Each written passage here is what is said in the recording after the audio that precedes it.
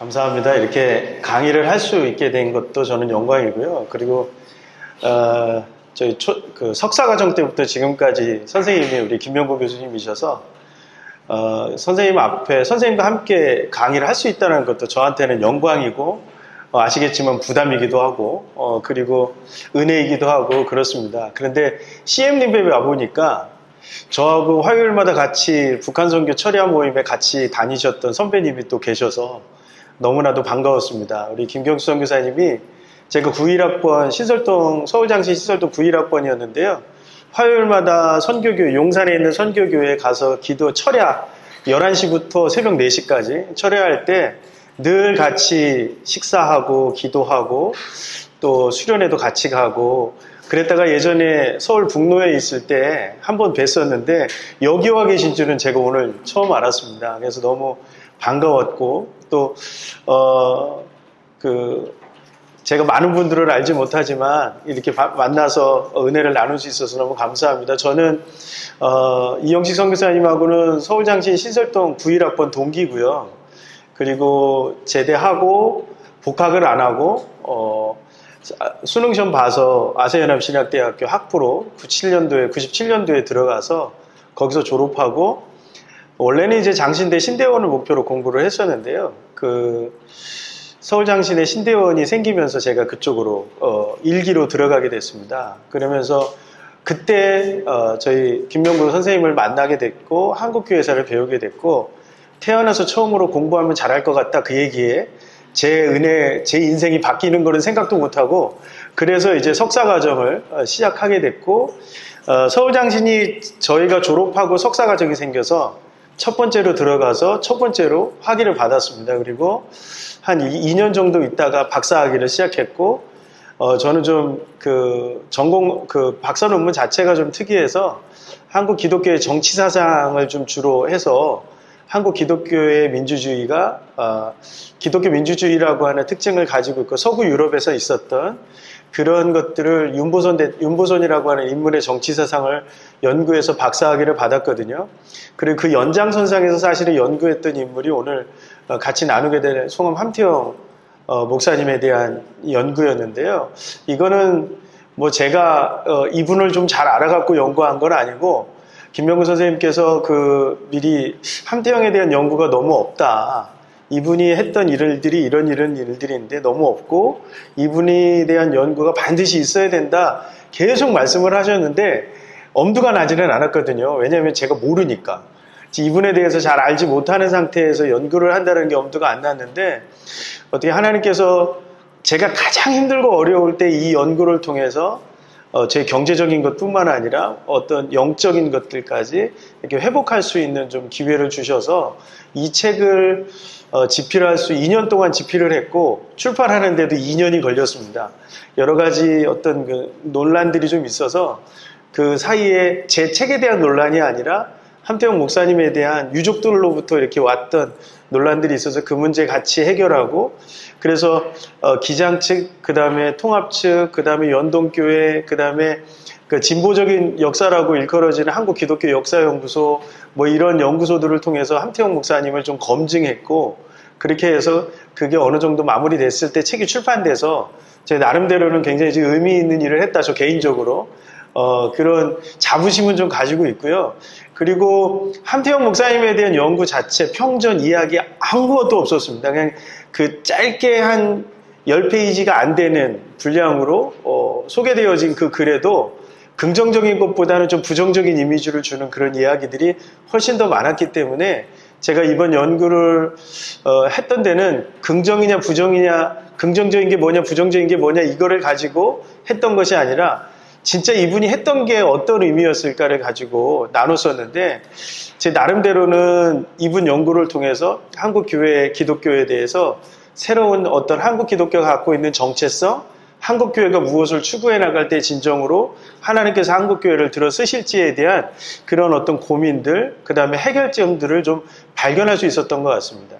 근데 사실은 이영식 선교사님이 여기 김명구 교수님 강의를 여기서 좀 들었으면 좋겠다 할 때 저는 없었거든요. 제가 여기서 강의하는 거는 저는 아주 생각 안 하고 편하게 준비하고 있었는데 지난번 한국에 잠깐 들어올 때는 뭐 책 나왔는데 해야지 그러면 너무나 당연하게 이 함태영이라고 하는 인물이 선교 현장에서 어떻게 받아들여질 수 있을까에 대한 의문이 저도 있거든요. 근데 와서 제가 느꼈던 것은 선교사님들이 한국에 왔던 선교사님들이 자기들이 가지고 있었던 가치와 신학으로 한 영혼을 길렀을 때 그 사람이 어떻게 주체적으로 한국 교회를 디자인하고 그리고 이끌어가고 그리고 어떤 사명을 갖고 한국 교회를 이끌을 수 있었는지 그것에 대한 단초를 들려주는 것은 선교 현장에서 굉장히 좀 중요한 의미를 가질 수 있겠다. 그런 좀 생각이 좀 들었습니다. 왜 그러냐면 함태영이라고 하는 인물이 1873년에 태어나거든요. 1873년이면 고종이 흥선대원군으로부터 이렇게 왕위를 사실상 왕권을 이제 흥선대원군이 섭정을 하던 거에서 본인이 이제 왕이라고 하는 걸 선포하던 해였기 때문에 전환기거든요. 그리고 3년 뒤에 우리나라가 개화가 되거든요. 그러니까 성리학적 세계관에 갇혀 있었던 이 조선이라고 하는 땅이 이제 문명을 받아들이기 시작하고 열렸을 때 전환기적인 시대에 태어나서 그 일제강점기를 거치고 그 다음에 해방을 거쳐서 대한민국이라고 하는 나라가 건국되어질 때까지의 한 인물이 어떻게 기독교인이 되어서 그 시기를 거쳐왔는지를 볼 수 있다는 의미에서 저는 굉장히 중요한 의미를 가지고 있고 그리고 그런 의미에서 또 전환기 전혀 다른 세계관을 만났을 때 복음이 가지고 있는 능력이 한 영혼에게 어떻게 영향을 미칠 수 있는지 그리고 그 영혼을 통해서 어떻게 한국 교회가 세워져 갈 수 있는지를 보여주는 좀 상징적인 의미를 가지고 있다고 저는 생각을 합니다. 함태영은 원래 그 아버지가 하무택이라고 하는 분인데 이게 나중에 연동교회를 다니시기는 하지만 묘동교회를 창립해 나갈 때 중요한 역할을 감당하시거든요. 근데 이분은 원래 전라북도 김제에서 김제 진봉면 정당리라고 하는 곳에 터전을 갖고 계셨는데 강릉함씨가 연산군 때 여기 내려가서 몰락한 양반이 됩니다. 그래서 강릉함씨가 김제에서 먹고 살 수 있었던 유일한 방법은 잘 아시잖아요. 사대부가의 가문이 갖고 있는 명예가 있으니까 노동을 할 수는 없으니까 서당의 훈장 정도 하면서 생계를 이어갔던 인물 중에 한 명이었거든요. 그러니까 이 김제에 있었던 강릉함씨 가문, 그리고 특히 하무택이라고 하는 이분에게 있어서 최고의 인생의 목적은 해서 가문을 일으키는 거였습니다.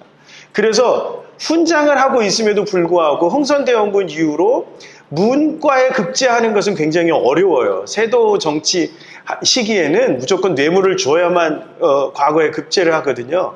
그랬을 때 쓸 수 있는 방법은 출사할 수 있는 방법은 무과에 급제하는 거예요.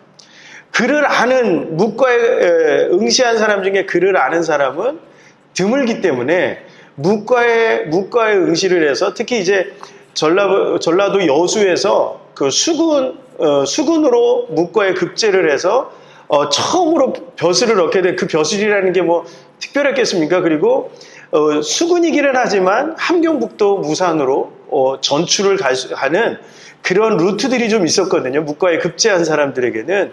그래서 함경북도 무산에서 함태영 목사님이 태어납니다.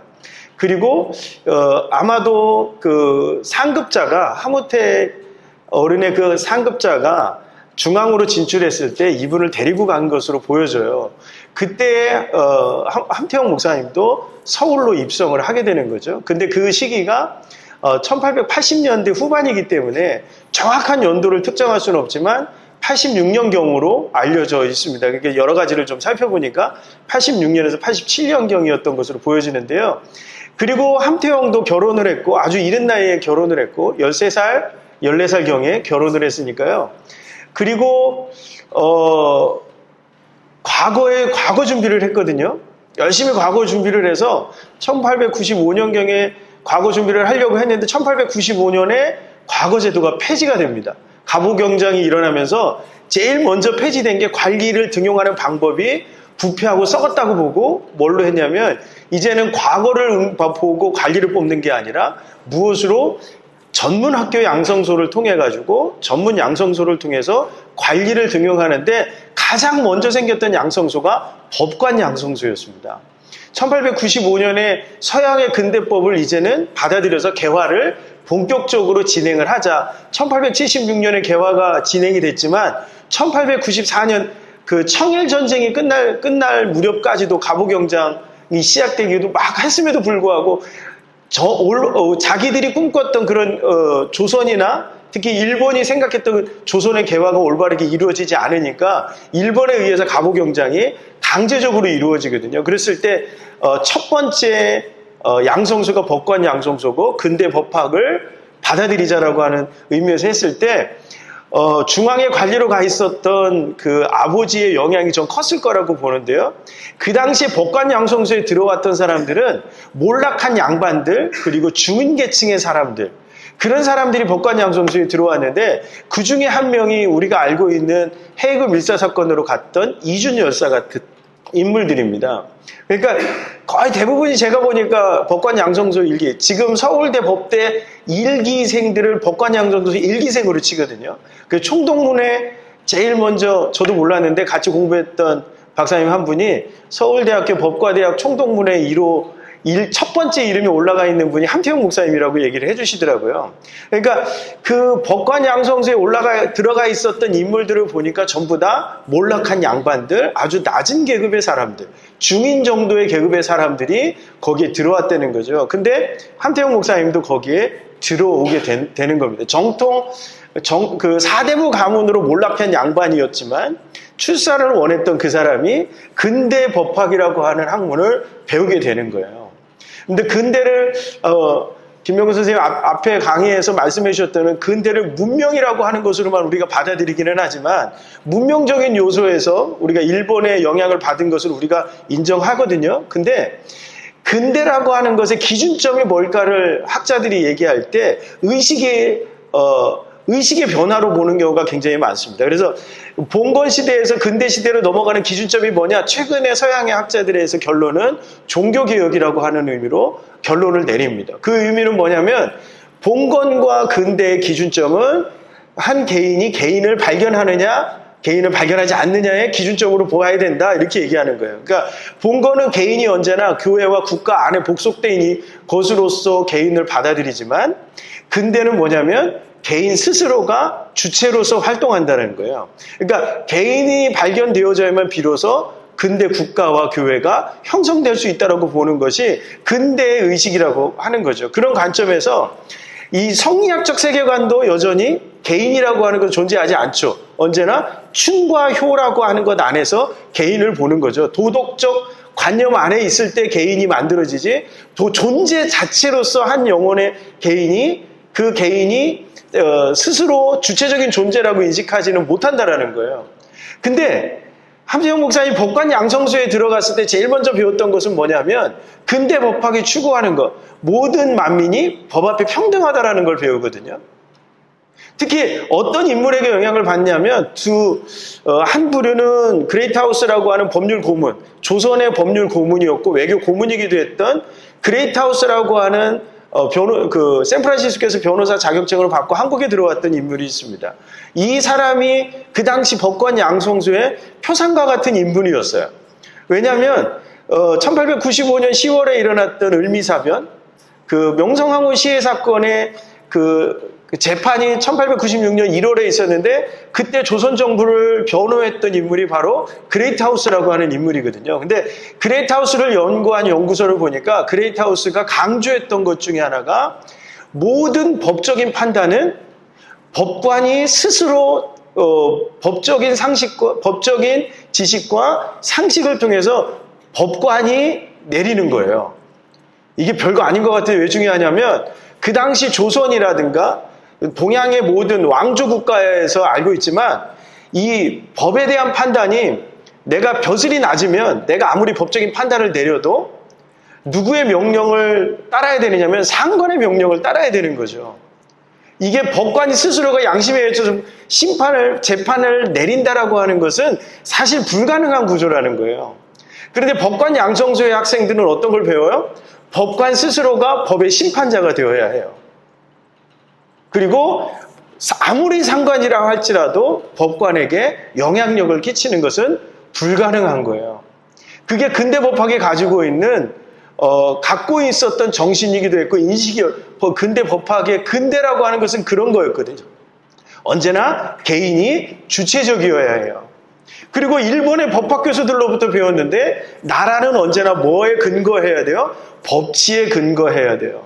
그 당시 일본은 막 헌법을 제정하고 법치국가라고 하는 것을 향해서 막 돌진하고 있었던 때가 1890년대 중반이었거든요. 그러니까 일본의 법학 교사들이 그 한국에 와서 법학을 가르칠 때는 엄격한 법치의 나라를 꿈꾸는 그래야만 근대 문명국가로 간다라고 하는 것을 가르쳤어요. 그래서 민법도 가르치고 형법도 가르치는데 다 누가 가르쳤냐면 일본의 법학 교수들이 가르쳤습니다. 그러니까 그 함태형에게는 아주 20대 초반의 함태형에게 근대 문명이라고 하는 것은 어떤 거예요? 법치라고 하는 것으로 있어요. 근데 그 법치에서 가장 중요한 역할을 감당하는 사람은 법관이었어요. 그러니까 오영학이라고 하는 경기도 관찰사가 어떤 범죄를 저질렀을 때 그 사람을 재판하는 검사가 함태형이었거든요. 그런데 그 당시 벼슬의 급수로는 함태형이 그 사람을 심판할 수 없어요. 왜요? 그 직급에 있는 사람이 명령을 내리면 아무리 검사가 재판을 한다 할지라도 그것을 그 사람의 명령에 따라야 되는 거거든요. 행정과 사법이라고 하는 게 분리되지 않았기 때문에. 그런데 함태형은 고지고대로 심판을 내려버립니다. 그리고 그 사람이 어찌 네가 나에게 이렇게 할 수 있느냐라고 했을 때 그것에 대해서 반박하거든요. 그것은 뭐냐면 근대라고 하는 의식이 이 사람에게 들어갔을 때 이 사람에게는 그 성리학적 세계관 안에서 국가는 언제나 충군 애국이라고 하는 게 있어요. 그러니까 애국은 어떤 거예요? 성리학적 세계관에서는 충군이에요. 임금에게 충성하는 것이 곧 애국이거든요. 근데 근대 법학을 배웠던 함태형은 충군 애국이라고 하는 것보다 조금 더 성리학의 세계관 안에 또 하나의 애국이 있는데 위민 애국이에요. 백성을 위한 것이 바로 곧 애국이라고 하는 사상이 있는데 충군과 위민 중에서는 언제나 이 성리학에서는 충군이 먼저거든요. 그런데 점점 함태형의 의식구조 아래서는 충군이라고 하는 개념보다 위민이라고 하는 개념으로 점점 가요. 그게 어떤 사건에서 나오냐면 독립협회하고 그 수구파하고 독립협회의 갈등이 대한제국안에서 극심했거든요. 그래서 독립협회 인사들이 잡혀 들어옵니다. 모함에 걸려서. 근데 그때 담당 검사가 함태형이었습니다. 이 함태형이 재판을 조사를 하고 해나가는 과정에서 보니까 수구파들이 독립협회 인사들을 모함했다라는 증거를 발견해요. 그리고 나서 이 재판을 독립협회 인사들에게 유리하게 끌고 가거든요. 그러니까 수구파에 있었던 사람들이 고종에게 이야기를 해서 이 재판을 뒤집으려고 합니다. 그런데 함태형이 말을 듣지 않아요. 그러니까 고종이 그 당시에 몇 대 없었던 전화기로 전화를 하거든요. 임금이 그 당시에는 황제잖아요. 대한제국이니까. 황제가 일개 검사에게 전화를 했어요. 그럼 어떻게 해야 되죠? 무조건 따라야 되는 거잖아요. 이 왕정 국가 안에서는. 그런데 함태형이 고종이 이야기를 듣고 야 이제 그 사람들 잡아넣어서 벌을 해야 돼 라고 했을 때 전화기를 집어 던져버렸다라고 얘기합니다. 전화기가 깨져버렸어요. 그럼 이 사람은 어떻게 되는 거죠? 이게 알려지면 이 사람은 죽는 거죠. 어떻게 감히 임금이 전화를 했는데 전화기도 몇 대 없을 텐데 그 전화기가 아니라 전화를 또 어떻게 받았겠어요. 무릎 꿇고 공손하게 받지 않았겠습니까? 근데 전화기를 집어 던졌다고요. 다행이었던 건 고종이 전화기가 고장난 줄 알고 끊었답니다. 그래서 이 사람이 살았다고 하거든요. 함태형의 인식 속엔 점점 충군 애국이라고 하는 의식에서 위민 애국이라고 하는 의식으로 가는 거예요. 그래서 1900년도에 일본을 6개월 동안 다녀왔는데 고종의 밀명을 받고 6개월 동안 박영효라든가 친일 인사로 알려져 있었던 일본의 망명에 있던 인사들을 감시하러 일본을 6개월 동안 다녀와요. 그러면 다녀왔을 때 고종에게 어떻게 해야 되죠? 그 사람들이 어떻게 생활하고 있는지를 보고해야 되잖아요. 그런데 함태형 스스로가 뭐라고 얘기하냐면 그것에 대한 이야기는 하지 않았다는 거예요. 특히 그때 일본에 가고 누구를 만났느냐면 우범선이라고 하는 사람도 만났거든요. 우범선이 누구냐면 그 을미사변 때 그 시위대로 문을 열어준 사람이에요. 일본의 낭인들에게 문을 열어줬던 우범선이라는 사람을 만나기도 했어요. 근데 그 우범선이 누구의 아버지냐면 우장춘 박사의 아버지예요. 그러니까 이 사람은 역적이잖아요. 근데 우범선을 만났는데 이것을 언제 얘기하냐면 해방이 끝난 다음에 우장춘 박사가 왔을 때 얘기를 합니다. 그러니까 거기에서 그렇게 만나고 다녔어요. 그리고 우범선에 대해서도 그 사람은 방법은 잘못됐지만 애국자였어 이렇게 얘기를 하거든요. 이 사람의 생각이 바뀌기 시작하는 거예요. 왕의 밀명을 받고 갔는데 그 사람들의 이야기를 하는 것이 아니라 일본이 어떻게 문명국가로 발전했는지에 대해서 보고하더래요. 그리고 얼마 뒤에 1905년에 고종이 실각을 하죠. 춘군 애국이면 어떻게 해야 돼요? 직을 내던지고 자기도 그 울분에 차 있어야 되는 게 정상이에요. 그게 춘군 애국자의 모습이거든요. 어떤 사람은 자결하잖아요. 그래서 그 윤치호 일기에 보면 그 당시에 을사늑약이 체결되었을 때 많은 사람들이 자결을 하고 그리고 울분에 찼다라고 얘기하거든요. 그런데 함태영은 어디로 들어가냐면 법률기초국으로 들어갑니다. 다시 법관으로서 통감부 아래에 있었던 법률기초국으로 들어가요. 왜 그런지 아세요? 이토 히로부미가 누구를 데려오냐면 우메 겐지로라고 하는 일본의 저명한 법학자를 데리고 옵니다. 통감부 초대 통감으로 부임하면서 그러면서 통감부의 첫 번째 정책으로 시행했던 게 한국법을 만들겠다라는 거였어요. 근데 한국법이라고 하는 것은 한 번도 존재한 적도 없지만 당시 통감부기 때문에 일본 본토에서 일본의 법을 가지고 그냥 적용하면 되잖아요.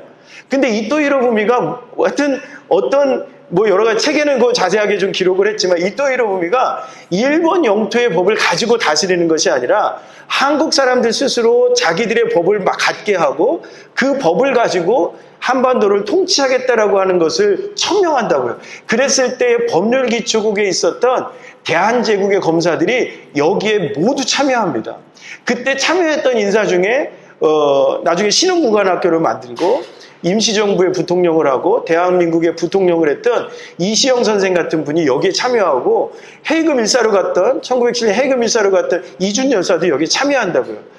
근대 법학을 배운 사람들에게는 어떤 국가가 자주국가냐면 자기 나라의 법을 가지고 있는 국가가 자주국가예요. 그러니까 비록 을사늑약으로 일본의 보호를 받지만 어떤 생각을 가질 수밖에 없어요? 한국법이 만들어진다는 것 자체만으로도 우리가 독립적인 국가를 유지할 수 있다는 생각을 했다는 거죠. 이게 나중에 이토 히로부미가 권력 싸움에서 이제 무너지게 되고 안중근으로부터 저격을 당하고 그리고 이 한국에 왔던 일본의 법학자들이 다 물러가거든요. 그런 과정에서 그 함태영도 어디까지 올라가냐면 대심원 판사로까지 올라갑니다. 1909년에 이토 히로부미가 실각을 하고 그리고 이제 안중근에게 저격을 당한 이후에 함태영도 대심원 판사의 자리까지 올라갔어요. 여러분 그러면 한국 사람으로 한국의 대한제국의 법관으로는 한국 사람으로는 그 당시에 가장 높은 데까지 올라간 관리였던 거예요. 그럼 이제 어떻게 되죠? 일본의 식민지가 되더라도 그냥 대심원 판사를 유지할 수 있으면 이 사람 먹고 사는데 아무 문제가 없습니다.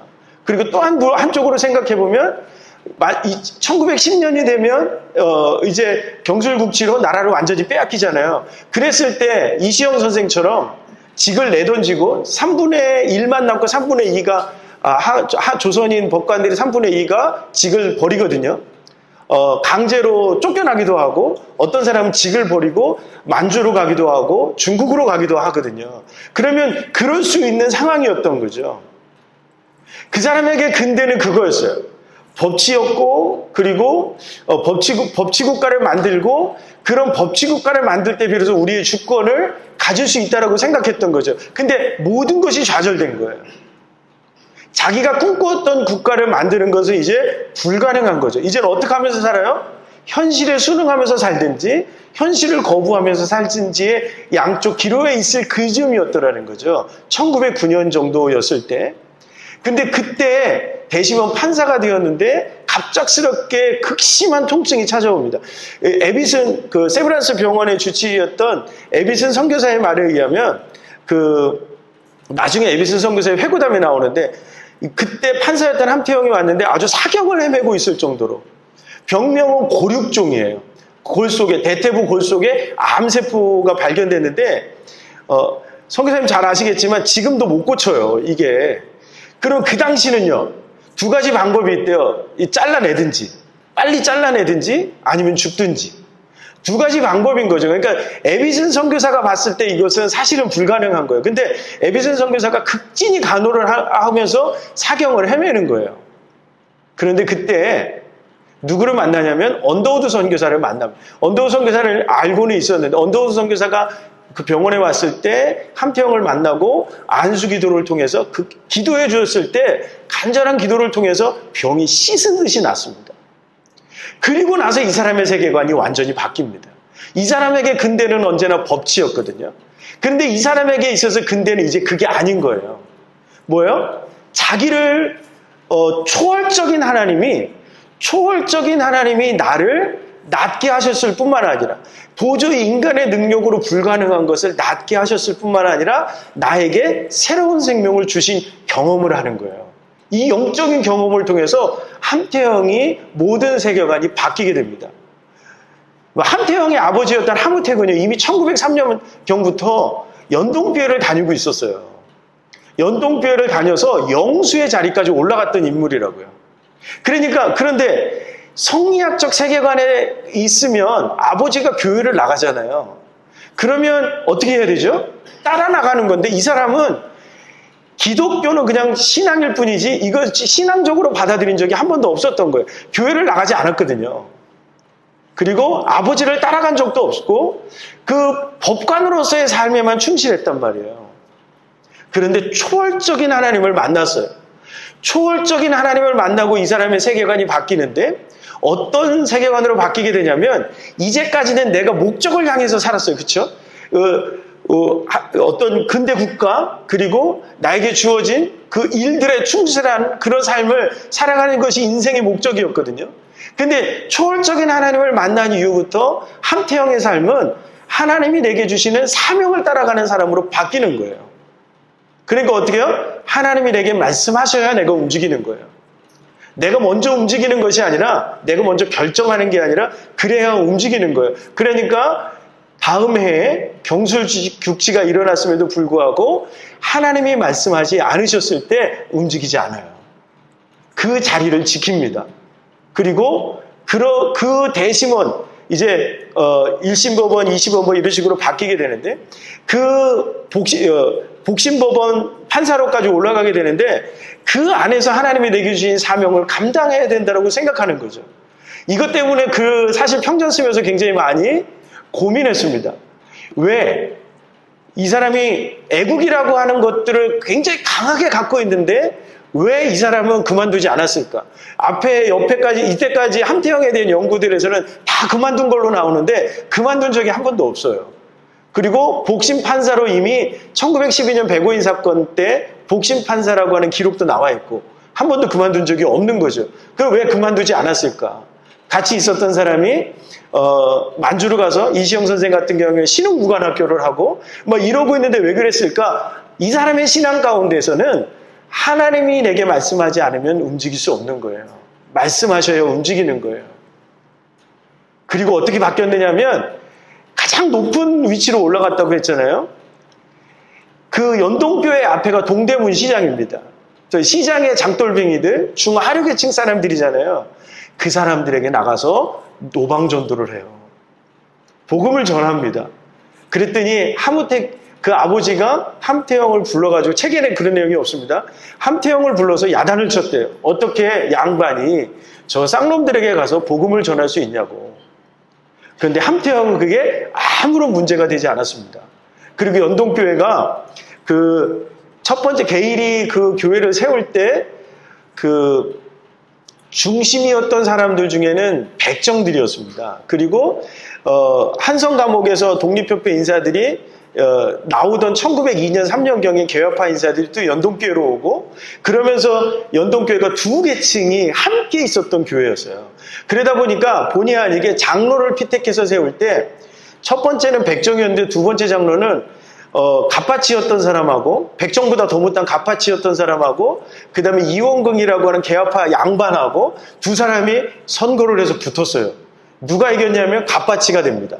그러니까 이 사람들이 갖고 있었던 개일과의 관계도 있었고 그리고 양반 그룹으로 있었던 사람들이 얼마 뒤에 1909년 10년경에 묘동교회를 분립해서 나가버립니다.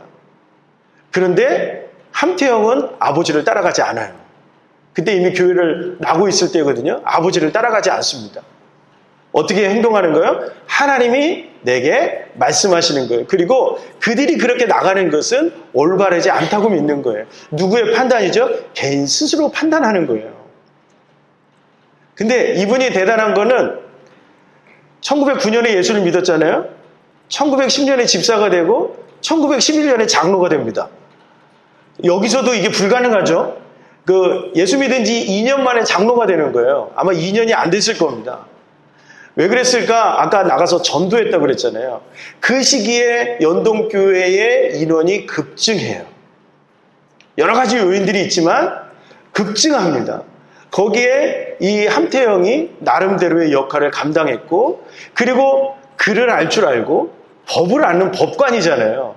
그러다 보니까 한국교회 초창기 1912년 총회가 열릴 때 이미 장로임에도 불구하고 총대로 초대 연동교회 장로가 두 명이 있었음에도 불구하고 총대로 가서 활동을 하기 시작하고 그 다음에 교섭위원이 되고 총독부하고 교섭위원이 되고 총회에 그리고 1915년에 평양신학교 들어가서는 헌법을 만드는데 같이 참여하게 되고 정치조례를 만드는데 참여하게 되고 역사를 기술하는데 참여하게 됩니다. 누구를 만나면 과관련이라고 하는 선교사를 만나거든요. 그런데 이분이 근대 법관을 스스로 내려놓습니다. 그것은 뭐 때문에 그러냐면 아까 우리 김영구 선생님 말씀해 주셨던 그 백오인 사건 있잖아요.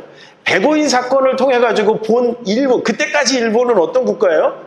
백오인 사건 전까지는 일본을 굴욕적이었지만 일본의 실체를 우리는 극복할 수 없다고 생각했던 거죠. 그러니까 일본을 그냥 문명국가로 그렇게 받아들였어요. 왜냐하면 한국법을 만들 때 일본의 법학자들이 와가지고 한국의 법학자들을 비웃었어요. 왜 한국을 비웃었던 건 뭐냐면 너네들은 여전히 문명국가가 될 수 없어. 왜? 고문을 하는 것 때문에. 여전히 그 행정관들이 심판자였고 고문을 행했거든요. 그러다 보니까 고문을 하는 것은 문명국가가 할 수는 없는 거라고 가르쳤어요. 그래서 일본을 더 높게 본 게 있었거든요. 근데 백오인 사건 복심법원 판사로 있다 보니까 1심에서 끝나고 복심으로 넘어올 때 백오인 사건에서 고문의 민낯들이 다 드러났거든요. 고문의 가지수가 70에서 80까지가 넘어가요. 그런 것들이 증언으로 나오기 시작했을 때 함태영 목사님이 스스로 휴직계를 내버리고 나와버립니다. 그래서 제가 책에는 휴직계를 낸 걸로 나오거든요. 휴직계를 왜 냈을까? 인간적인 이유가 있는 거죠. 왜냐하면 급여에서 휴직을 하더라도 그 당시 일본의 그 법관들에 대한 급여 체계에서는 휴직을 하면 급여를 받을 수 있어요. 일부지만. 그러니까 그만두고 내던지기보다는 급여를 받고 그리고 당시에 총독부 교섭위원을 했었기 때문에 그러한 어떤 여러 가지 이유들 때문에 휴직을 하는데 사실상 그만둔 겁니다.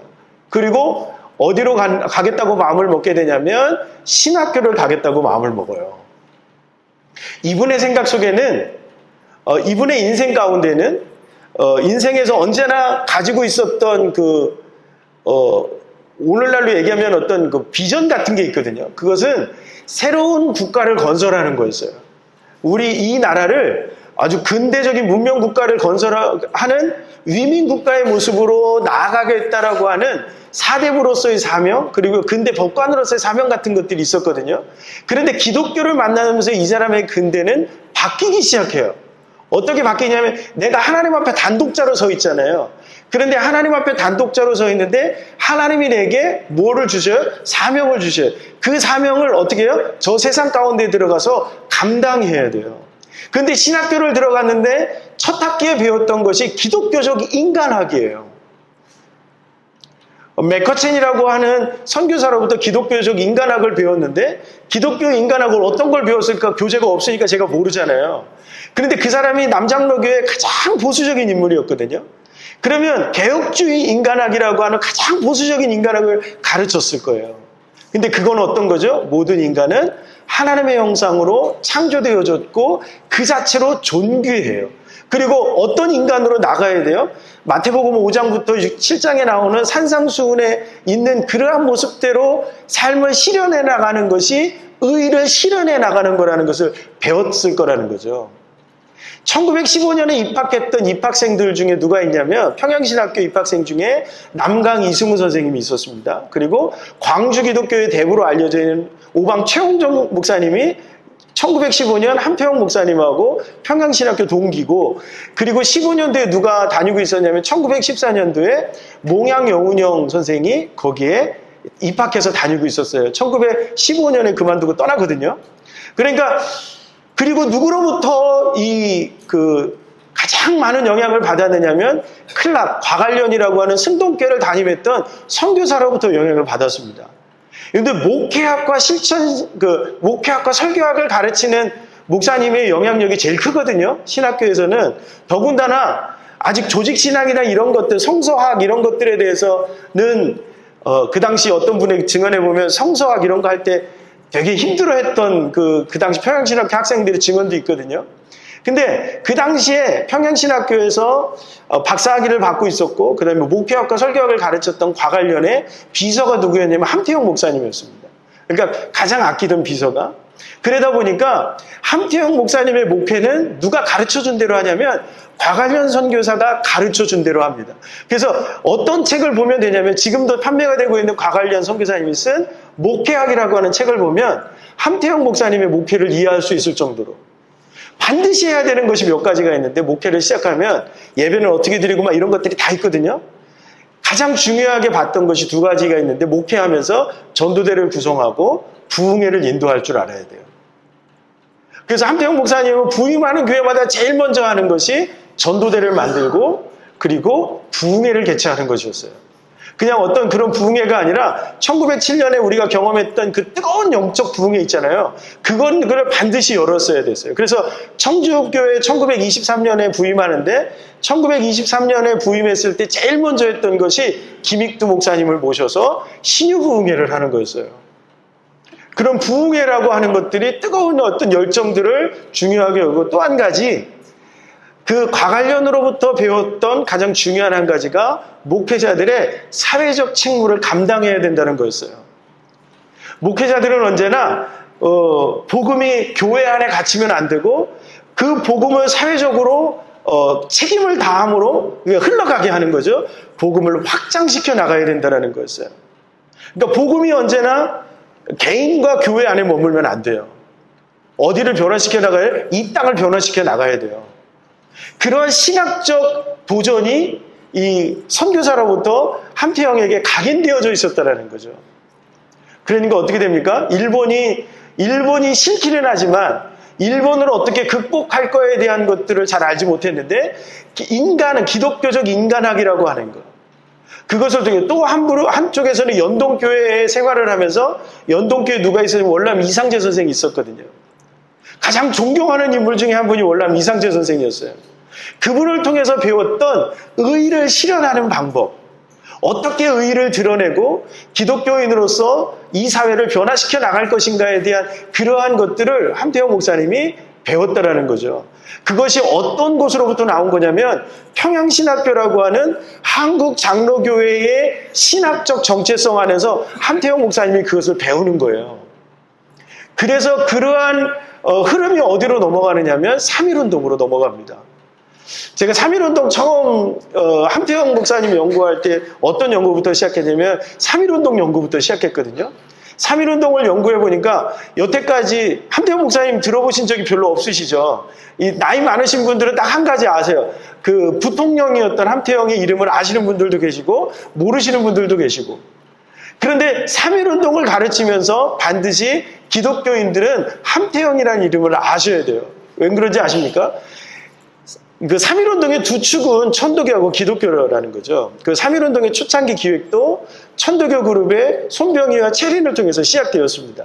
만주와 상해로부터 들려지는 소식과 그 다음에 일본의 YMCA로부터 들려지는 소식들, 이런 것들을 통해서 우리도 파리 강화회의 대표들이 우리의 독립의지를 드러내야 된다는 의식을 가지고 있어야 된다는 그런 생각에서 3.1운동을 뭔가 거사가 필요하다는 움직임이 있는데 천도교만으로는 안 되는 거죠. 왜냐하면 전국적인 조직이 있는 게 아니라 주로 평안도 지역과 충청도 지역, 황해도 일부 지역에만 천도교인들이 좀 집중되어져 있기 때문에 그 당시 전국적인 조직을 가지고 있었던 한국 기독교 교회에 도움이 필요하다는 생각에 또 어떤 소식이 들렸냐면 평양을 중심으로 그리고 일부 기독교인들도 이런 거사가 필요하다라는 소식을 들어요.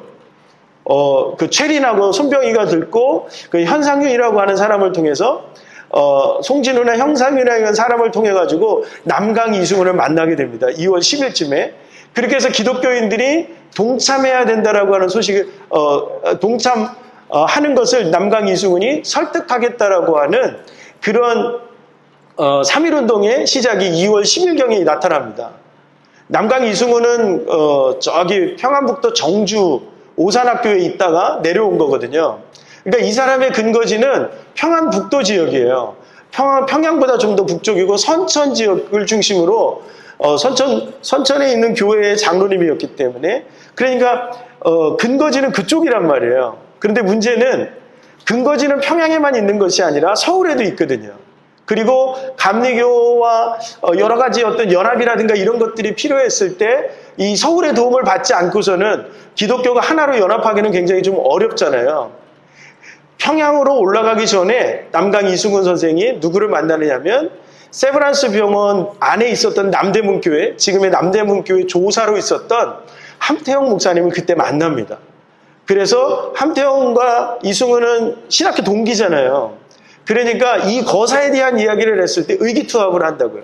그리고 이승훈은 평양 지역의 기독교를 규합하기로 하고 그리고 서울을 중심으로 했던 기독교는 함태영 목사님이 규합하기로 역할을 분담하고 헤어진다고요. 얼마나 걸렸을까요? 이것을 규합하는데 열흘 정도가 걸립니다. 그러니까 남강 이승훈이 평양에서의 일을 확답을 가지고 함께 하겠다라는 것을 가지고 온 것이 20일이에요. 그러니까 그 3.1운동은 3월 1일이잖아요. 그러니까 며칠밖에 안 남았어요. 거사 기간을 그때도 못 정했으니까 우리가 알기로는 불과 열흘이 안 되는 거죠. 28일까지밖에 없으니까. 열흘이 안 되는 기간 동안에 이 3.1운동의 거사가 일어났다. 근데 문제는 기독교 내부에 있었던 문제예요. 천도교는 처음부터 한 번도 갈등을 겪어보지 않았어요. 왜? 교주였던 손병희가 한마디만 하면 끝나는 구조거든요. 그런데 기독교 쪽에서는 계속 결정을 내리지 못하는 거예요. 몇 가지가 걸렸는데 그 중에 하나가 뭐냐면 이 정치운동에 기독교가 참여하는 것이 맞는지에 대한 거부의식이 있었단 말이에요.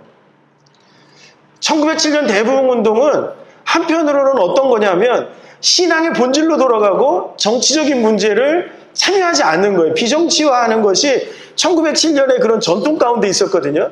근데 3.1운동은 독립에 관한 이야기잖아요.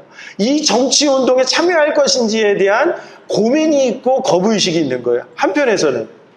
또 한편에서는 이것을 당연하게 여기는 그룹이 있는 거예요. 그리고 또 하나의 문제는 천도교가 갖고 있었던 폭력적인 소문이에요. 천도교가 어떤 소문이 함경도 쪽에서 어떤 소문이 돌았냐면 천도교가 무장폭동을 준비하고 있다는 소문이 들어서 소련으로부터 무기를 반입하려고 한다는 소문이 있다는 소식을 기독교 인사들이 들었어요. 그러니까 이거에 대한 고민이 있는 거예요. 우리는 무장 독립투쟁을 할 수 없다라고 하는 의식이 너무나 확고했거든요. 왜냐하면 기독교인들은 그것을, 그러니까 제가 정의란 무엇인가 강의하면서 그 얘기를 했는데 이 기독교의 의의를 드러내는 방식은 남을 죽여서 의의를 드러내는 게 아니라 나를 죽여서 의의가 드러나는 거예요 되거든요. 그러니까 무장 독립 투쟁을 한다는 것 자체가 기독교인들에게는 쉽게 받아들여질 수 없는 문제였단 말이에요. 그러니까 최린이 뭐라고 얘기하냐면 우리는 애초부터 동학에 대한 두려움도 있었기 때문에 우리는 그것이 이제 교지로 이미 이대 교주였던 최시형에 의해서 우리는 절대 무장독립투쟁을 하지 않는다라고, 무장투쟁을 하지 않는다라고 하는 교지가 있으니까 안심하십시오라는 확답을 받아요. 근데 제가 최근에 찾은 러시아 문서, 소련 문서에 의하면 실제로 어떤 학자가 밝힌 거에 의하면 실제로 그 당시에 소련으로부터 무기를 반입하려고 하는 시도가 있었다는 거예요. 천도교인들에 의해서. 이루어지지는 않았지만, 그러니까 그 소문이 그렇게 믿기 힘든 소문은 아니었다라는 거죠. 그리고 또 하나, 또 하나의 문제가, 고민들이 있었거든요. 그게 뭐냐면, 독립선언이냐, 독립청원이냐 하는 문제가 있었어요. 논쟁이 있었어요. 독립선언은 우리가 어떤 거죠? 독립국가임을 선포하는 거예요. 독립청원은 누구에게 청원하는 거예요? 일본에게 청원하는 거예요. 일본에게 청원할 뿐만 아니라 파리 강화회의에 청원하는 거였어요. 그래서 했던 함태영이 내세웠던 방식은 뭐냐면, 다른 천도교에서 독립선언서를 쓸 때 기독교인들은 독립청원을 원했거든요. 일본의 질서를 거스르고 싶지 않았던 거거든요. 독립국가를 선포하는 것들에 대한 정치적인 거부 의식을 갖고 있었기 때문에 그때 함태영이 설득했던 논리 중에 하나로 규합하면 설득했던 논리 중에 하나는 독립선언을 통해서 독립청원을 해야 된다는 것이었어요. 우리가 가장 강력한 독립의 의지를 드러내는 것은 독립선언을 통해서 독립청원을 해야 된다. 이렇게 설득한 거였어요. 그래서 독립선언서에 어떤 것을 찍었냐면 인감도장을 찍게 했습니다.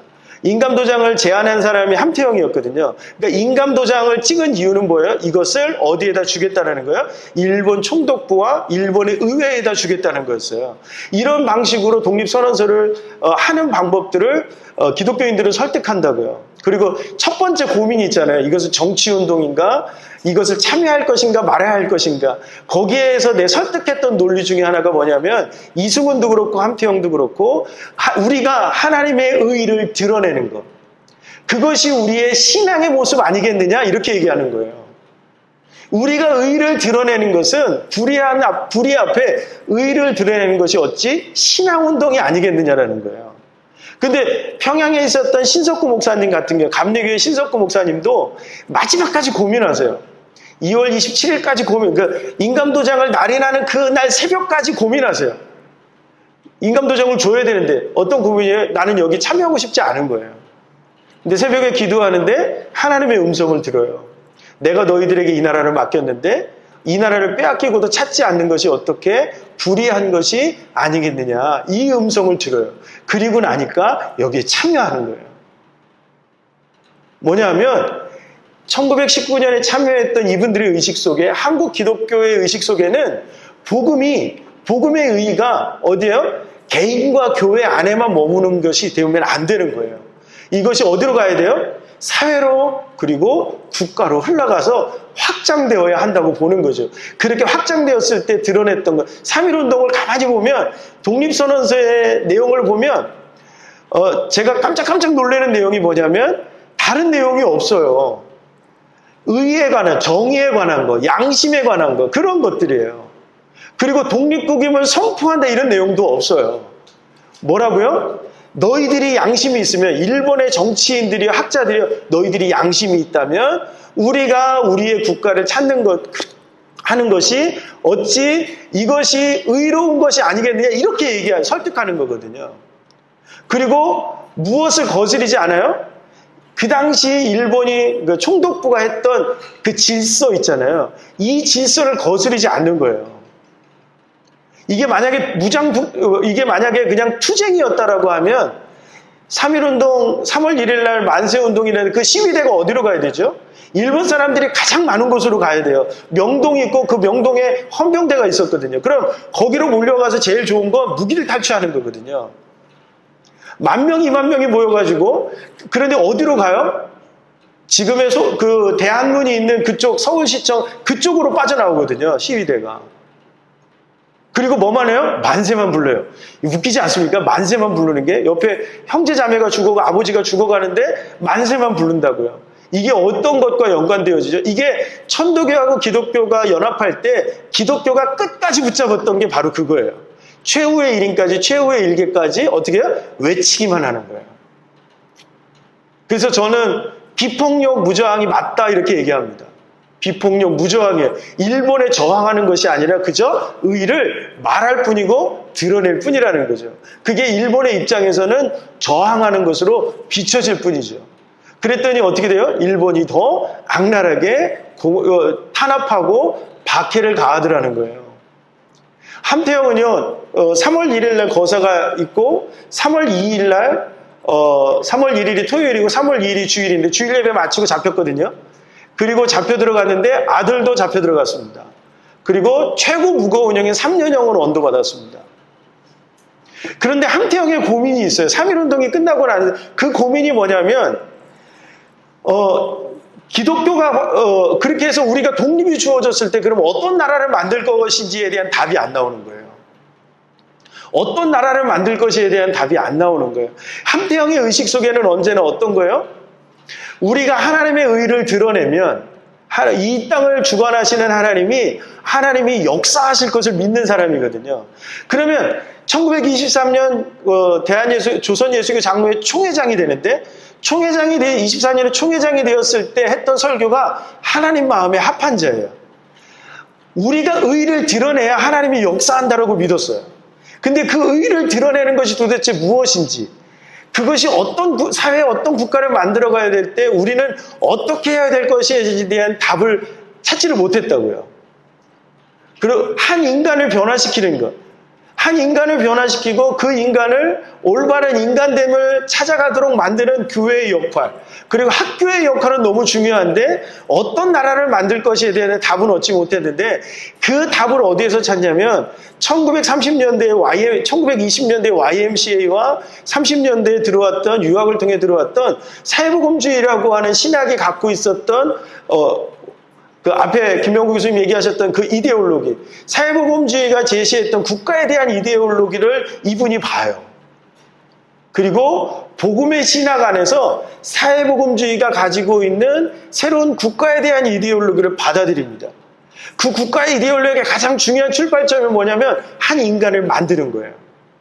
올바른 인간을 만들고 그 인간들이 어떻게 해요? 복음의 신앙을 가지고 사회로 나가서 아까 그랬잖아요. 복음을 어떻게 확장시켜 나갈 것인가? 어떤 사회를 만들 것인가? 아까 이기심이 죄라고 했잖아요. 이기심이 죄가 아닌 사회를 만드는 거예요. 그러기 위해서는 나눌 수 있어야 하고, 그러기 위해서는 사람을 길러내야 돼요. 새로운 국가를 위해서는. 제가 보니까 1930년대 일본이 막 극도로 잔혹해지기 시작했을 때 이분에게 가지고 있었던 생각 중에 하나는 뭐냐면 일본이 반드시 망할 거라는 거예요. 왜? 불의함을 하나님께서는 반드시 타파하시고 의를 세우실 거예요. 그러기 위해서는 뭐가 필요하죠? 교회가 바로 서야 돼요. 한 인간을 변화시킬 수 있는 이분은 항상 인간을 변화시킬 수 있는 하나님이 세우신 최적의 어떤 그 스테이션, 그건 교회였거든요. 인간을 변화시키는 교회가 살아남아야 되고, 그 변화된 인간이 그 세계관을 만들고 인간다움을 실현할 수 있는 새로운 근대 의식을 가질 수 있는 학교가 살아남아야 돼요. 그러니까 38년 신사참배의 와중에서도 이분은 신사참배 하세요. 그런데 그 신사참배는 단순하게 종교적인 자기의 수치심을 알면서도 원래 신사참배 거부해가지고 거의 몇 개월 동안 종로경찰서 구치소에 갇혀 계셨었거든요. 그런데 38년 신사참배 할 때 조선신공 갈 때 맨 앞에 서서 갈 수밖에 없었어요. 근데 왜 신사참배를 하셨을까? 부끄럽고 수치스러워 했거든요. 그런데도 하세요. 왜요? 교회를 지키는 것이 그분의 생각 속에는 일본은 망할 거예요. 그러면 우리나라가 독립을 할 거예요. 그러면 국가를 만들어야 되잖아요. 그럼 국가를 만들어갈 때 그 인물들, 해외로 나간 사람들도 있지만 남아있는 사람들도 있잖아요. 그러면 그 사람들의 인간됨을 누가 만들어줄 거냐는 거죠. 교회가 만들어줘야 되고 학교가 만들어줘야 돼요. 그러기 위해서는 교회가 비록 수치스럽더라도 그 수치는 우리가 짊어지더라도 교회는 있어야 된다고 믿었다라는 거죠. 이게 보기에 따라서는 친일로 보이기도 했을 것이고 굉장히 배교스럽게 보이기도 했을 것이고 굉장히 수치스럽게 보이는 일이었음에도 불구하고 그렇게 이분은 한 번도 해외로 나간 적이 없거든요. 국내에 남아서 하나님이 원하시는 것들을 실현해 나가는 거에 최선을 다했던 그 인물이었는데 그분에게 있어서는 그게 중요한 가치였고 평양신학교가 문 닫았을 때 신학교가 문을 닫으면 안 되는 거예요. 아무리 수치스러워도. 왜요? 교회에 사람이 없는 거예요. 교회를 이끌어갈 수 있는 인재는 끊임없이 길러져야 돼요. 그래야 나라가 바로 설 수 있다고 믿었던 거죠. 그리고